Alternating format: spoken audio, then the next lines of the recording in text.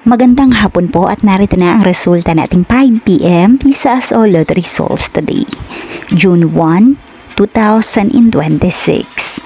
At para po sa draw natin ngayon ay ang 2D Lotto at ang 3D Lotto. At para po sa Lotto more updates, pa-subscribe na lang din po ako sa aking channel at pahit na din ng notification bell.